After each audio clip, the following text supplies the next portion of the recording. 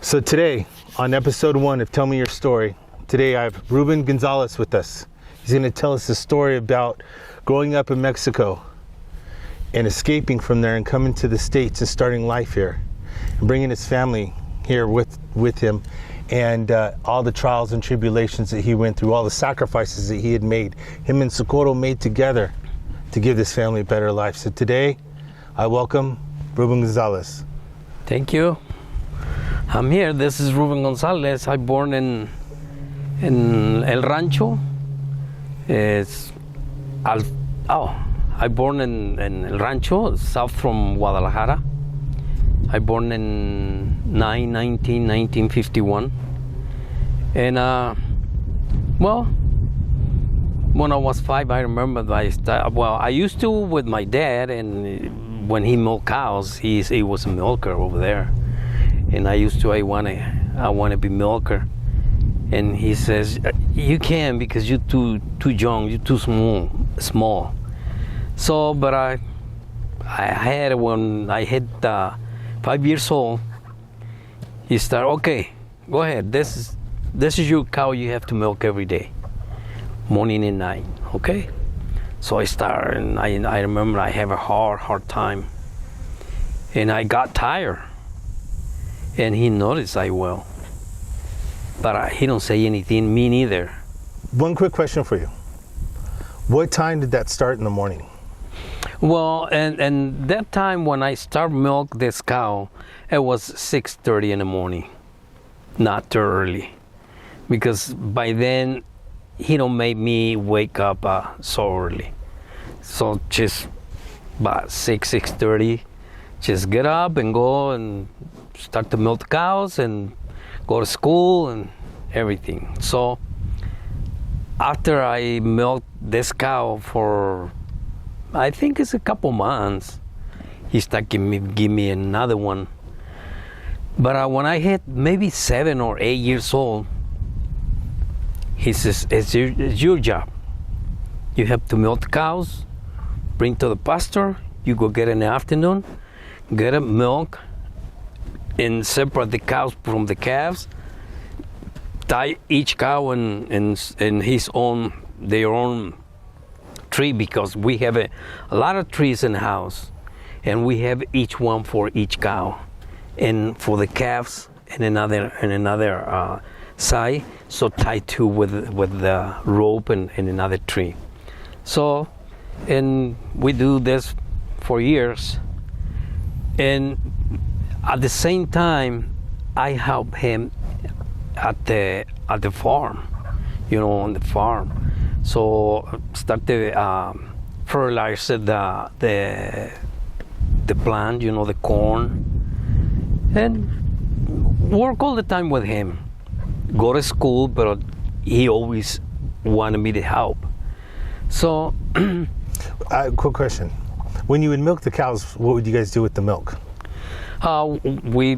Was it for the family? No, and sell some. Oh, you take a bottle it and sell it down? No. Just people come over to the house, and they want. I want 1 liter, a couple liters, and sold by liter. Okay. So everybody has their own container. And that's so foreign to us, because nowadays we go run down to Walmart or Save Mart and go get a half a gallon. Yeah, no, but in those years, we milk the cows, and by 7, some people come over at the house and get the milk and sell them. And when I get more or less 14, 15 years old, I think it was 15. Well, I want to be my own money. And my dad, by then I work full time with my dad. And he don't want me let me go to work with somebody else, because he says, well, we don't have a lot of job right now, but if you work someplace else, when I need you, you have to come with me. I says, well, I do. Yeah, but you don't rest any.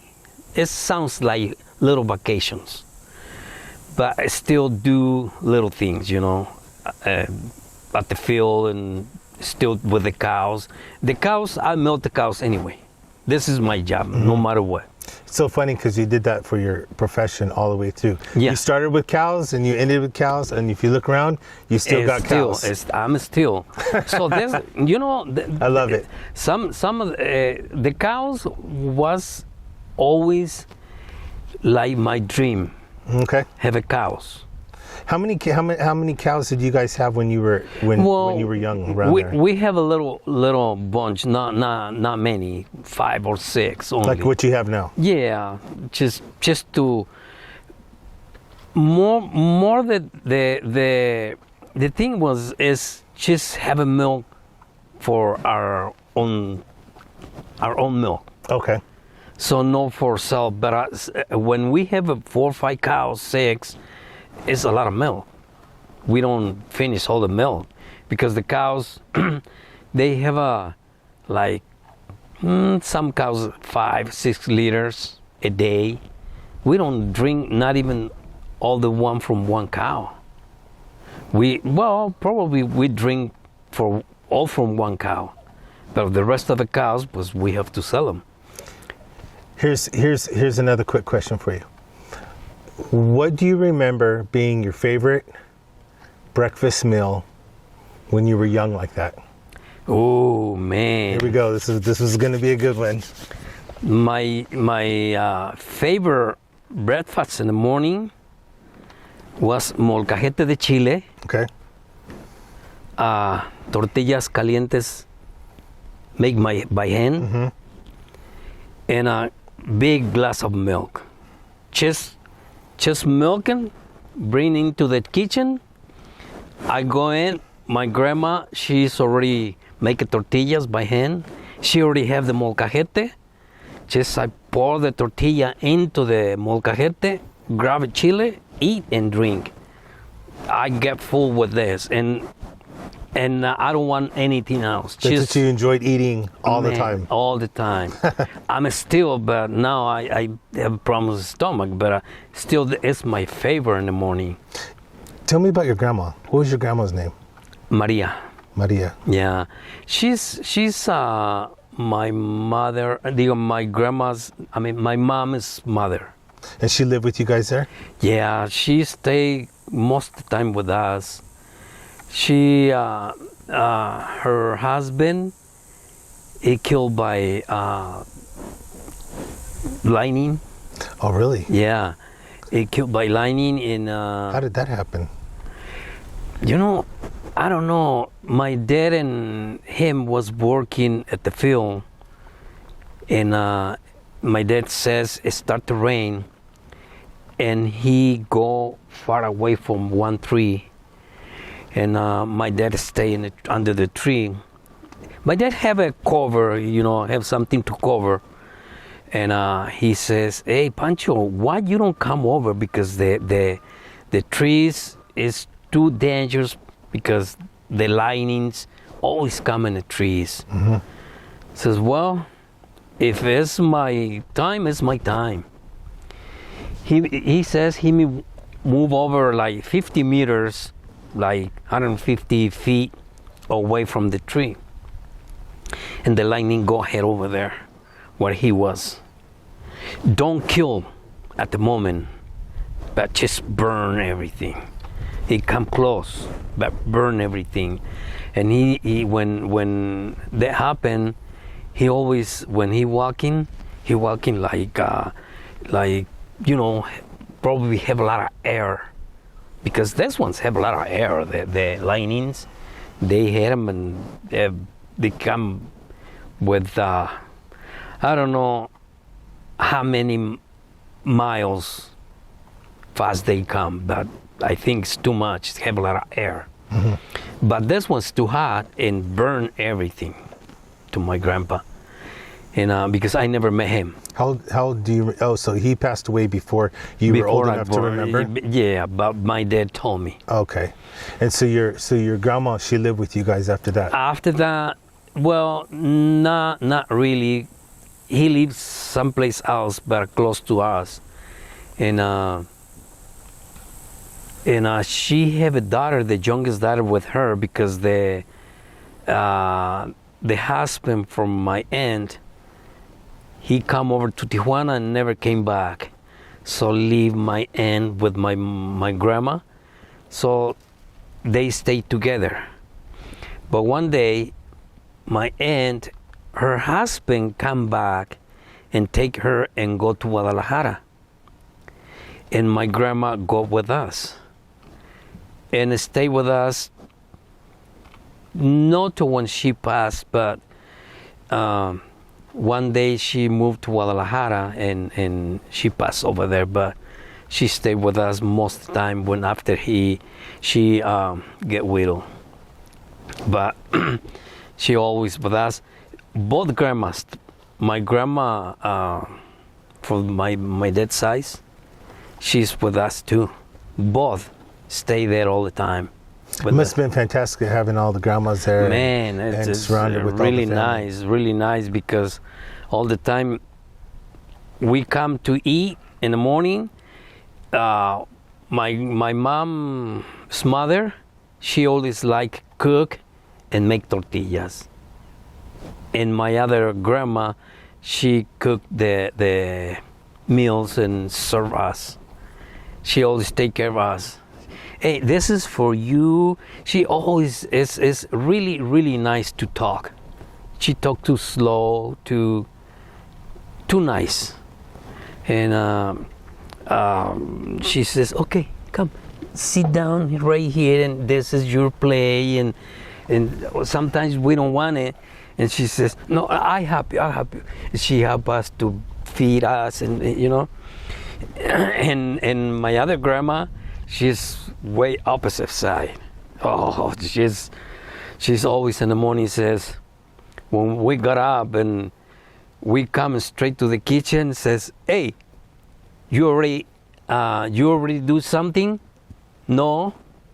Not even wash your hands? No. Go ahead, wash your hands. You all night touch the... ¿Cómo decía? El pispiote. All night you grab your pispiote and you come with that. Wash your hands to the table. No. Get out of here. Go to work first. I have somebody I live with that reminds me of always yelling at the grave. Wash those hands. Tell me about your brothers and sisters. I'd like to name them and who's the oldest all the way down. Rita. Okay. This is the oldest. Ramon. And how old is Rita right 77. now? She's 77. Yeah. Okay. Ramon is 74. I 71. And Paz, oh, she's gone.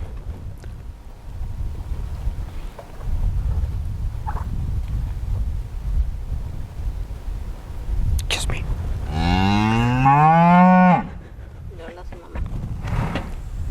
Chuy, she's 72. Paz maybe 70. Chuy probably 68, 69, somewhere around. Berta 67. Mari 65. Tere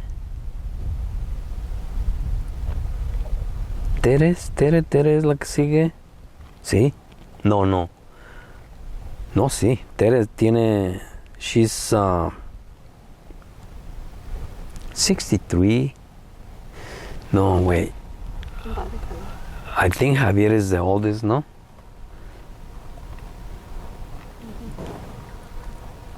Yeah, Javier is 60. Is gonna be 64. He was 64 now. And Tere, probably 63. Pedro, 62. Pepe, 61. Roberto, 59. It's all the family. But I'm the third. Well, the one was live because 3 others passed away. 3 other babies. When 2, the first one, he was maybe a couple years old when he passed away. The other one, born and died. And another 2. But altogether we're 15. Back in those days, infant mortality for everything was pretty rough, because even still back in some of my family, I hear stories, of having a large group of children, but then always losing a percentage of them, from the way things used to be. In those years, I don't think have all the vaccines than is now. But I don't understand why still the people die. Well, what I imagine happens in our town is because we are too far from Guadalajara. In those days, we don't have a pretty good service of buses or buses or. When I went there with you, it was still dirt roads for a long way. Some places. We're going to talk about that too, because we're going to talk about that wild bus ride, because that video I have, and you're going to watch me and Socorro and Claudia bouncing in the back of the bus all the way to Guadalajara.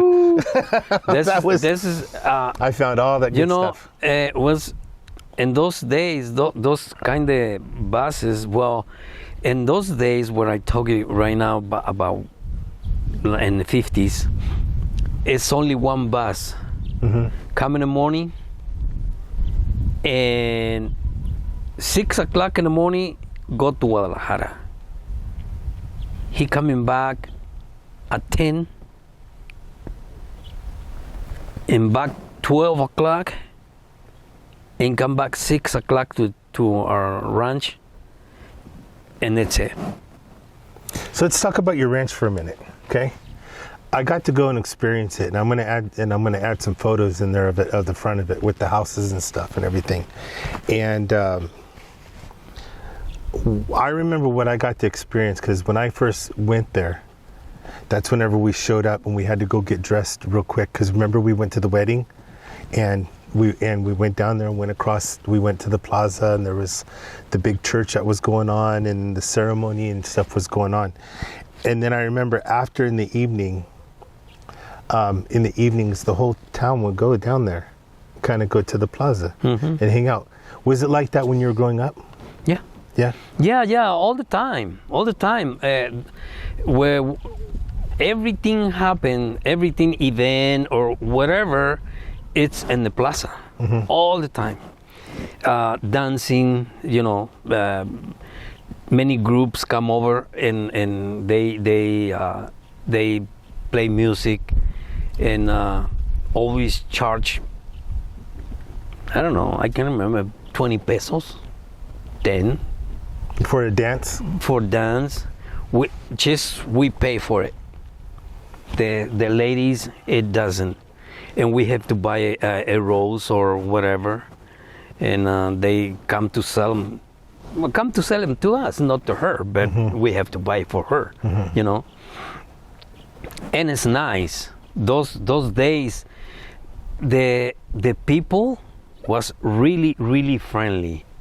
Nobody over there fights. Nobody over there say anything if you stay all night drinking or yelling or singing. Whatever you want to do, it's fine.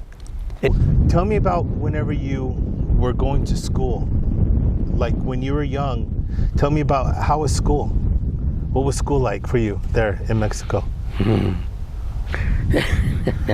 It's good at school. I like it. But in those days, well, I go to school, and and at the same time I have to do my job because I have to Milking in the morning. Milk in the morning, go get grass in the back of the house. In those days, have a lot of irrigations ditches to all the farm, the ones there, and have irrigation ditches and grew up a lot of grass over there, good grass to feed the cows. So every morning I had to bring one big sack full bucket, pretty good. After milk the cows, bring to the pasture, go get one sack and get ready for the afternoon. So it's what I do every morning. I do a lot of work. I do a lot of work over there because milk the cows, irrigate all the trees, the ones we have from the river. We have a river that grows over there. The plants from my mom. My mom have a lot of plants in there, and I have to irrigate everything by bucket. Go in the river, fill the buckets, and come in really quick because I have to go to school. After finish that, take a shower in the river.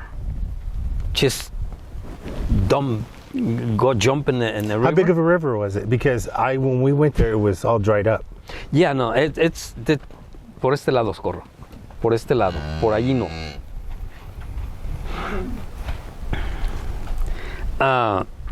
I think the cow wants to get in the picture. Yeah, no la vas a tentar.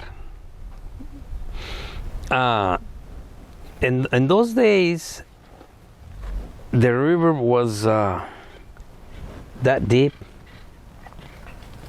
and wide open from here to the tree, to the thing is, and but the water was warm all the time. No matter what time you get in, the water was warm. Every morning the water, you see evaporate foam over there all the time. So the water never cold, and all the time.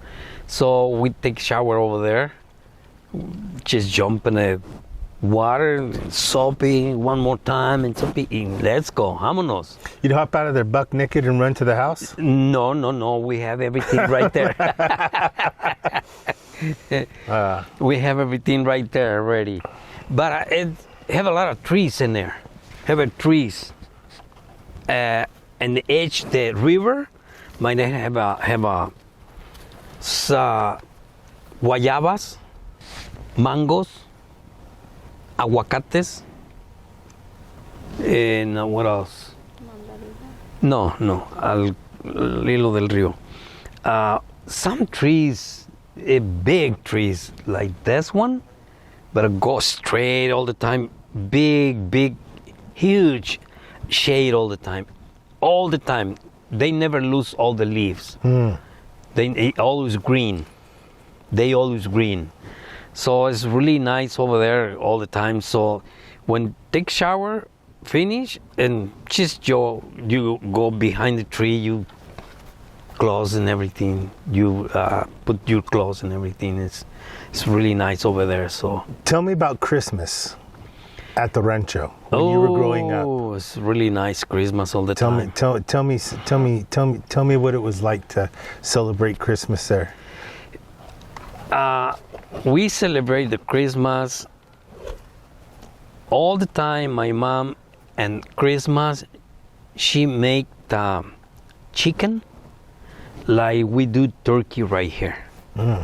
She fill it up with stuffing. And she made this. She made buñuelos. I don't know if you know the buñuelos. I don't know. No? Well, I'll show you. I had one on my foot once, but... No, it's not this one. No, it's not this one. So, buñuelos, and what else she made? But most of the time, and you know, salads, like same as when you. Tell me about the toys. Did you guys get toys? Oh Did yeah. you guys get? Oh yeah. Yeah. Tell me about the toys back then. What was that like? To have a toys. We're a little hard to have a toys because my dad have to work too much to make a lot of money to buy toys to everybody. You know, he buy. I remember the first toy I remember was a scooter. But Ramon and I, was still little, and always fight for that. Always. No, it's my turn. No, it's my turn. No, you don't put grease in the wheels. You have to put, when you use it, you put grease in the wheels. And always we have a fight for that because only have one. And sometimes Ramon told my dad, hey, he only wants the scooter. And he told me, well, you have to let Ramon to use it too. It's for both. And I tell him, why you don't buy one for each? That way we don't have to fight. He says, because I don't have the money to buy both. And I remember one time he buy a pistols, 2 of them. Oh, pew, pew, pew, pew. We play all the time with them at night. Running around. Yeah. Chase. You know, and in those days, I don't know if it still have it, but we have guns like revolver, long, and we have I don't know, what's it, a roll of paper, but every paper caps. Yes. I used to have those too. And you put a roll in there, and boom, boom, and each one pew, pew, sparks. So we have those, and you know, I don't remember many toys. We don't enjoy too many toys because from your generation growing up like that and all, and I hear the same thing from like my parents and stuff, right? To where now it's like, man. Whatever the kids want, they have it. I get a garbage can and a half full of full of garbage. Full of yes, for this stuff. But it's wonderful that we're here. Okay. Well, let's walk over here to the gate, okay?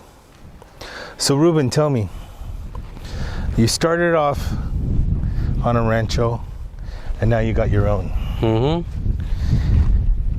This is a place in your life you find peace, and you love being on the ranch, away from everything, huh? Mm-hmm. And with cows from the start. And more cows. More cows. That's right.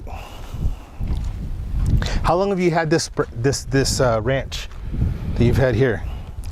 We bought this place in 1980. I think 1983. 1983. No, 1993. 1993. Mm-hmm. We bought this place in 1993. And then you retired in 2000 and you've lived here full time, I should say. 2018, live here full time. Seems like a long time ago, but it's really not. It's not. And you had the house built. You know, yeah, and you know, the times goes fast. Especially now. Now I feel like it goes double fast than before. Yeah, it's what I feel. Yeah. It's what I feel because, pretty soon, like I can say it's Monday, and oh man, now it's Saturday already, and days goes like nothing. Boom. Yeah. Isn't it funny as we get older, we get more. That I've always been told that, but now I know it is truth, that it goes by so fast. Oh yeah. When you're a kid, you can't wait for the day to end because I want to be able to go have to this fun party tomorrow or something. It takes forever to get there. It's the more things you expected, the good days. For example, the Christmas. Just pass over the Christmas and you expect one more time to come, and it says, oh, when it's gonna be. So, but don't go fast. But now you see past Christmas and knock the door and it's Christmas again. But if you go to Walmart, I think they're already putting out Christmas stuff already in August. Oh yeah. Yeah. They start to put the things for Christmas and pretty soon it's gonna be put for 4th of July again. Yeah. Yeah. At Christmas time they'll put it for 4th of July. Yeah. Yeah. Yeah, but it's goes that fast. The life goes that fast. Especially when you're getting older, is when you feel more, because you feel like you closer to do the last step. That's why I don't know, but you never know how far you long. You find out how precious things are, and how the things you used to think were important are not really so important, when the things that you've always taken for granted. Mm-hmm. And then once they start to fall, then that's my lesson I've been learning. Yeah, but when you getting older, you appreciate more all the things you do when you're getting older than when you're young. Because when you're young, it feels like you don't care anything. You're indestructible. Yeah. You're not. It's never going to end. Yeah, you do this, do that, but you looks like you don't pay attention what you do. But when you're getting older, you says, okay, stop. Let me see. Oh man, why do this? Why you didn't do that? But this one's pretty good. This one is, well, it's okay. I made a mistake right here, but you start to appreciate more all the things you do. What will you tell your grandchildren? Well, You know. Hold that thought for a second. If you could go back and tell the young Ruben something of what you know now, what is it that you would tell him? Listen to your parents. Listen to your parents, and don't try to do things just because you want to do it. Do it when you're sure what you want to do is the right thing you want to do. Because if you don't, you made a mistakes. Because I make a lot of mistakes, a lot. But still, when all the mistakes I made, I think I'm okay. I don't know, maybe I'm wrong, but I think I'm okay. Because you can, or everybody, the ones people know me, can say everything they want, all the bad things I do, or if they want to put a little more, it's okay. But the only one thing I'm so proud I can say is I like to work. In this whole years I work, that's why I'm right here, because this whole years I work, I enjoy it right now, my life how it is. That's why the kids, they have to think twice before made a mistake. Listen to the parents, and the parents, they for sure is gonna straight up and tell them the right way to do. Like my dad told me, but I never listened. That's why I says listen to your parents, because the parents know the life. Life is, because when you tell something to your kids, it's because you already know. Because you already passed this part of your life. But in this age, the one you know, you are now, this age, you already have experience for everything. I don't say for everything, but most of it. and you can think right. If you don't sure, you think twice. But the kids, when we're young, we don't think twice. Just we want to do something, we do it. No matter if it's crooked or not, we do it. After we see it was wrong, I says, okay, it's too late. And I told them this, think twice before do it. Okay, Ruben, tell me, when was the first time your eyes saw Socorro? How old were you? What was happening? Well, I think the first time I saw her was, I have 13 years. Where were you? In La Plaza. In the plaza? Yeah, but just see a little moment and she disappeared. Just was a little moment. And I don't know who it was, I don't know. But she was with one of her friends, and then she's still her friend. And I was with one of my cousins. And we talked to her with her and her friend and my cousin and I. Were you embarrassed? Were you shy? No, because I don't know her. I don't know who it was. I don't know nothing about her. Just I see little doll. That's it. Beautiful doll. That's it. But you and your cousins and everybody, you guys went up and started talking to him? Yeah, we talking, but just a little bit in La Plaza. It was I don't know, maybe at noon, maybe something like that. Or in the afternoon, I can't remember. But this is the first time I saw her. But I don't know who was. I don't know where she from. Nothing, because I never see before. So the times go by. It was maybe in June, July, I don't know. And when I see her again was in December 1965.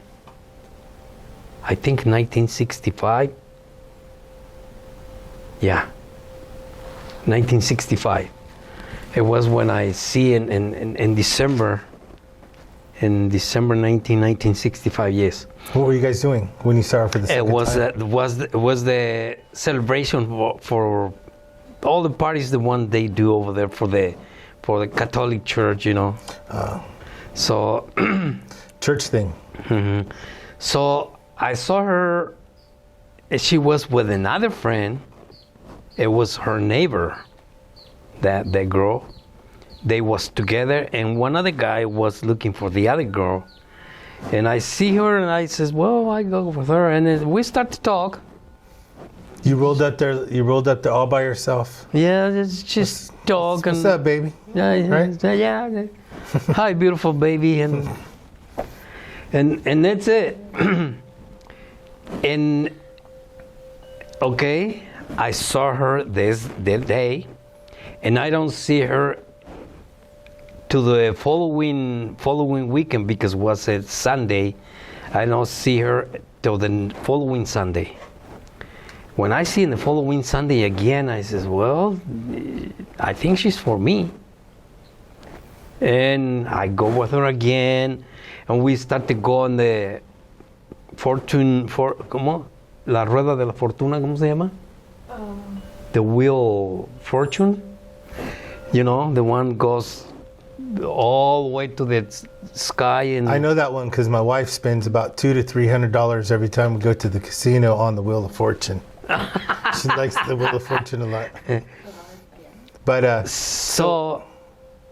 okay, so back then you didn't exchange phone numbers or anything. No. How did you guys hook up? There was no dating apps, no phone numbers, no WhatsApp, right. no nothing. Right. Just saw her, and I don't see again. Oh yeah.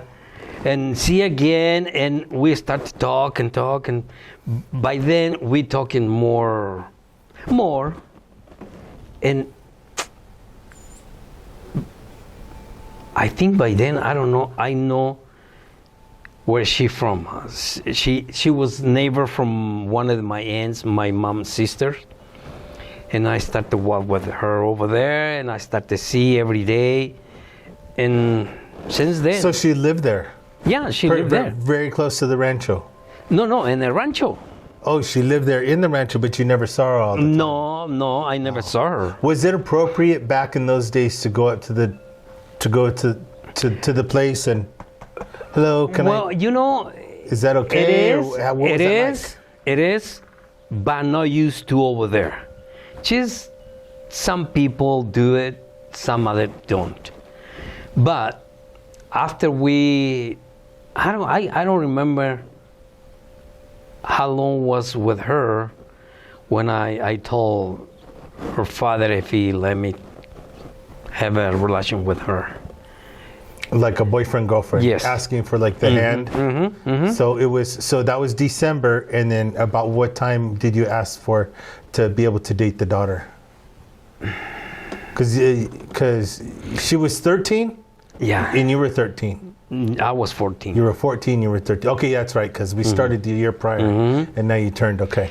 And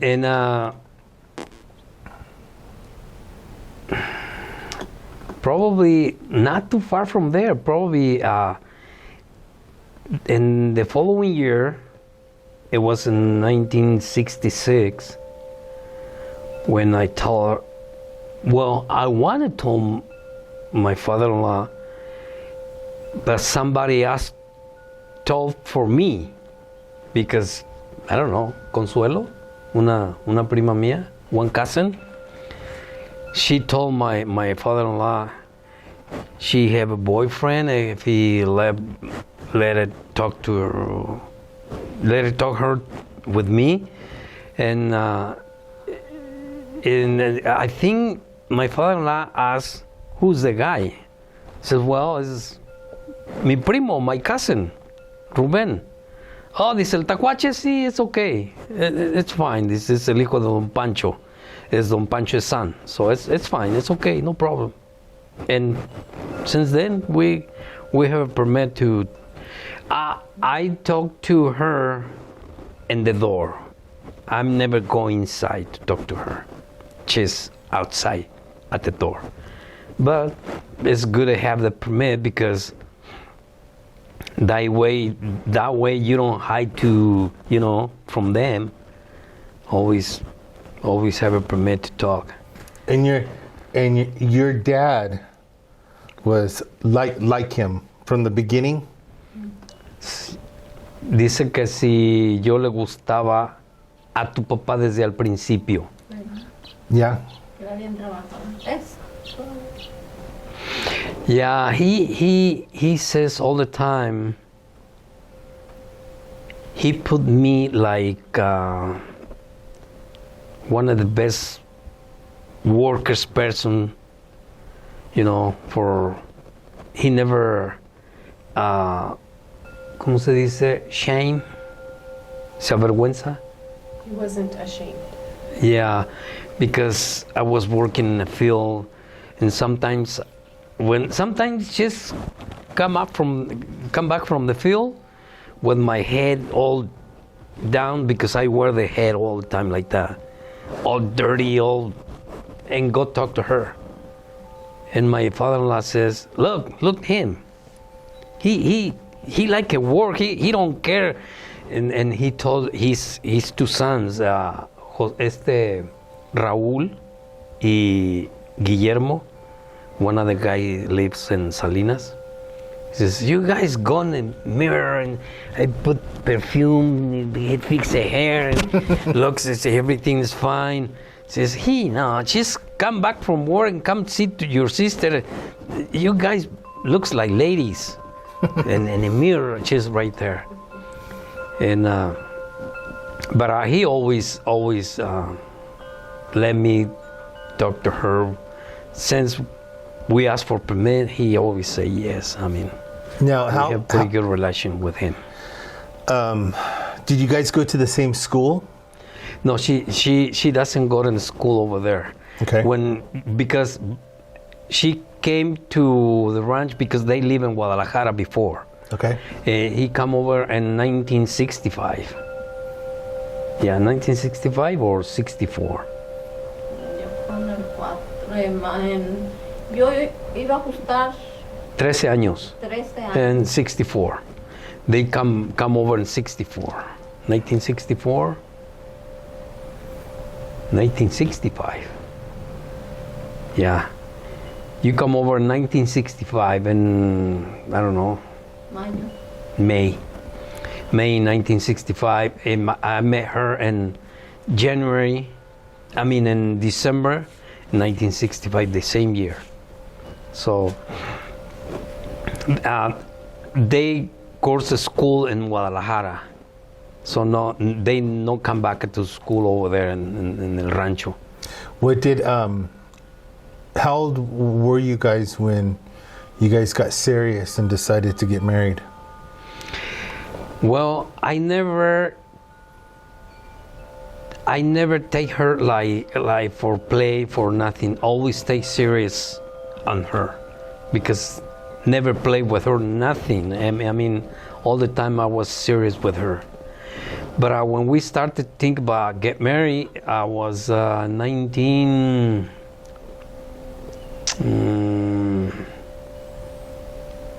I think in 1971, 72, we started planning, just talking about.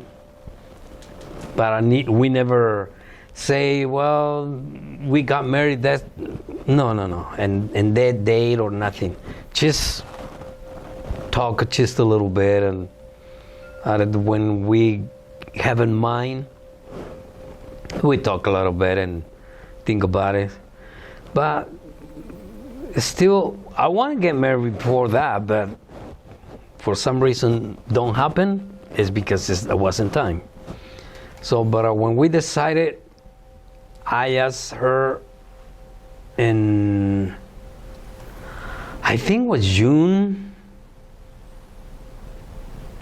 May, or I think it was in May when I asked her, and she says yes, and I talked to my dad. My dad go ask us, her parents en June.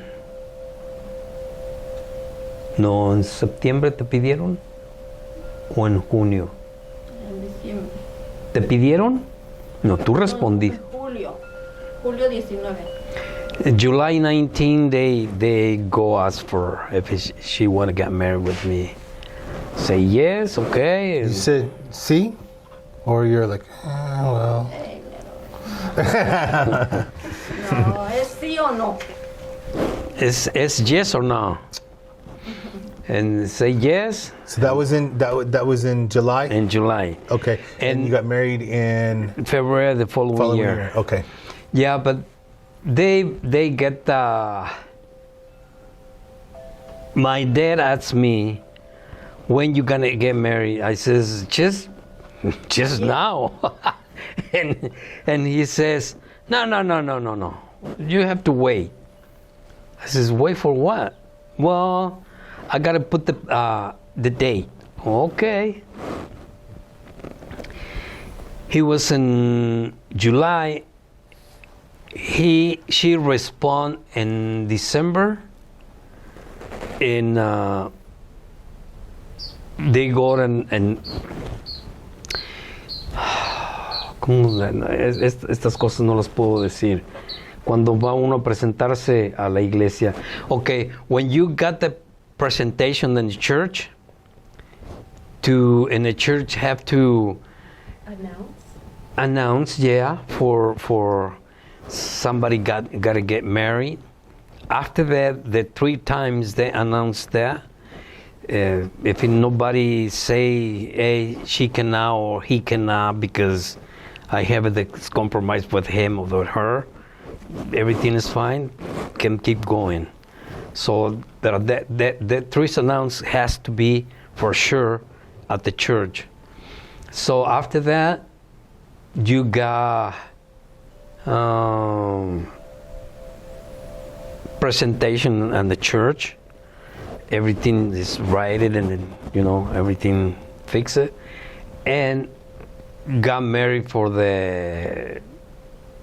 el otro by the judge. And after that, we got married for the church. Big celebration. It's pretty good. Yeah? It was pretty good. Were your grandmas there for that? One. One grandma? One of my grandmas. The one who liked you, or the one who said to go wash your hands? No, the one who says wash your hands. Is that what she said before you got married too? Yeah. Go wash your hands? Yeah, the other one already passed away. She got an accident in 1959 in Tijuana. Oh, wow. She got killed. One lady was drunk driving Ran into... and wrecked and hit him, and hit him in the middle of the street, and she had him at the corner of the house, and he cut in two pieces from here. He got completely